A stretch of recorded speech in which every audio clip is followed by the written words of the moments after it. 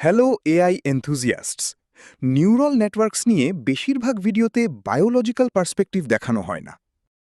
এই ভিডিওতে আমরা একটু ভিন্ন কিছু দেখাবো, কিভাবে আমাদের মস্তিষ্কের লজিক আধুনিক এআই এর ব্লুপ্রিন্ট হিসাবে কাজ করে। আমাদের মাথায় বিলিয়ন বিলিয়ন ছোট কোষ বা নিউরন আছে।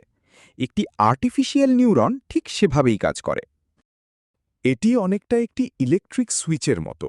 সে কিছু সিগন্যাল গ্রহণ করে এবং সিদ্ধান্ত নেয় যে তথ্যটি পরবর্তী ধাপে পাঠাবে কিনা।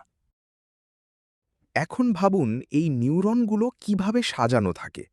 এগুলো মূলত ৩টি স্তরে বা লেয়ারে বিভক্ত।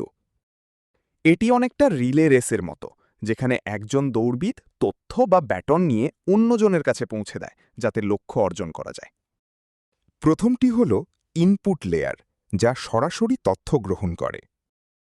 মাঝখানে থাকে হিডেন লেয়ার, যা গভীর চিন্তা বা প্রসেসিং করে, এবং শেষে থাকে আউটপুট লেয়ার, যা চূড়ান্ত ফলাফল দেয়।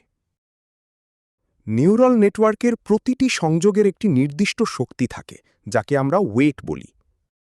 এটিকে একটি সাউন্ডবোর্ডের ভলিউম নবের মতো ভাবুন, যেখানে আপনি নির্দিষ্ট কিছু আওয়াজ বাড়িয়ে বা কমিয়ে টিউন করছেন। যখন কোনো তথ্য এক নিউরন থেকে অন্যটিতে যায়, তখন এই ওয়েট ঠিক করে সেই তথ্যটি কতটা গুরুত্বপূর্ণ। সাথে থাকে বায়াস, যা সিদ্ধান্ত নিতে সাহায্য করে যে কখন একটি নিউরন ফায়ার বা অ্যাক্টিভ হবে। একটি বাস্তব উদাহরণ দেখা যাক, যেমন ইমেজ রেকগনিশন। যখন একটি কম্পিউটার কোনো হাতের লেখা সংখ্যা দেখে, তখন ইনপুট লেয়ার প্রতিটি পিক্সেল স্ক্যান করে।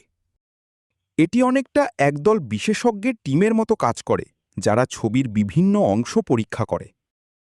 হিডেন লেয়ারগুলো সেই পিক্সেলের প্যাটার্ন খুঁজে বের করে, যেমন কোনো সোজা দাগ বা গোল বৃত্ত।